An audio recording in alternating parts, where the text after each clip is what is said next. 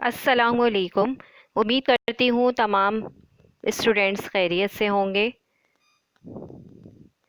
मैं आपकी इस्लामियत की टीचर हूँ। आज हम पढ़ेंगे दुरूद इब्राहिमी, जो कि है आपकी बुक में पेज नंबर 5 के ऊपर। आप इस्लामियत की बुक खोलेंगे, उसमें पेज नंबर 5 के ऊपर सबसे ऊपर दुरूद इब्राहिमी लिखा हुआ है। ठीक है, दुरूद इब्राहिमी है और उसका तर्जुमा है। ये अब हम कॉपी में लिखेंगे। दुरूद इब्राहिमी मैं आपको पढ़ के तर्जुमा पढ़ के बता देती हूँ।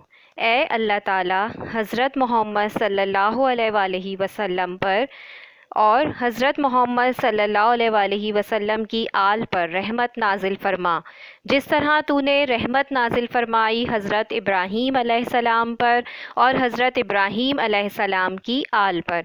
बेशक तू तारीफ़ के लायक बड़ी बुज़ुर्गी वाला है। ए अल्लाह ताला बरकत नाजिल फरमा हज़रत मोहम्मद सल्लल्लाहु अलैहि वसल्लम पर और हज़रत मोहम्मद सल्लल्लाहु अलैहि वसल्लम की आल पर, जिस तरह तूने बरकत नाजिल फरमाई हज़रत इब्राहीम अलैहिस्सलाम पर और हज़रत इब्राहीम अलैहिस्सलाम की आल पर।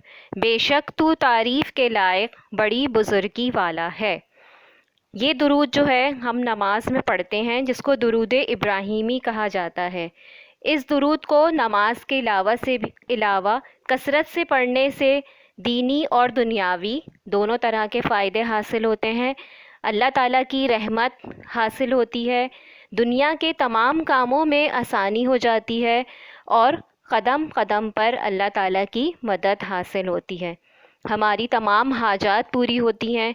अगर किसी को रिस्क की तंगी हो, अगर वो ये दुरूद पढ़े तो रिस्क की तंगी भी दूर हो जाती है, माल में बरकत होती है।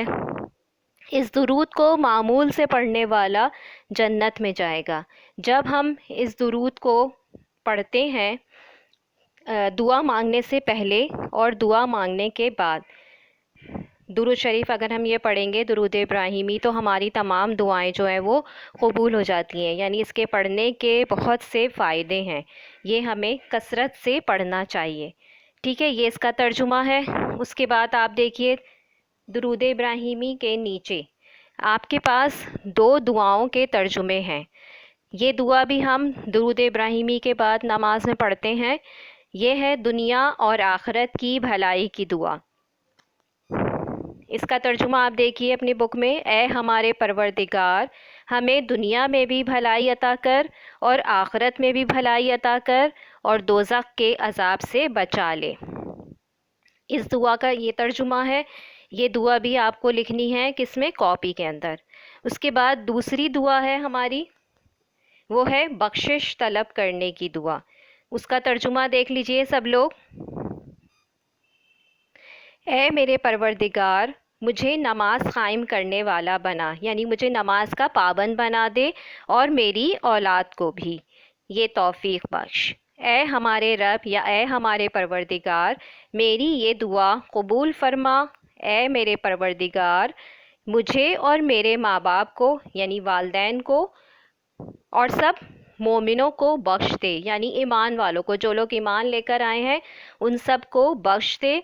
और उस दिन माफ़ फरमा दे जब हिसाब कायम होगा, यानी उस रोज़ जब के आमाल का हिसाब होने लगे तो हम सब को बख्श दीजिएगा।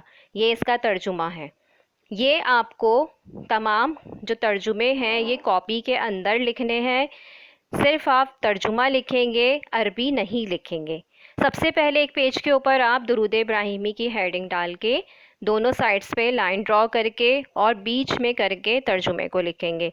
नेक्स्ट पेज के ऊपर आप इन दोनों दुआओं के तर्जुमे लिखेंगे।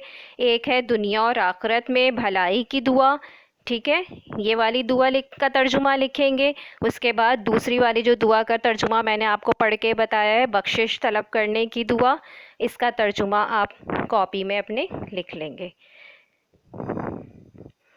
आप लोग सब अपना ख्याल रखिएगा। अल्लाह निगहबान।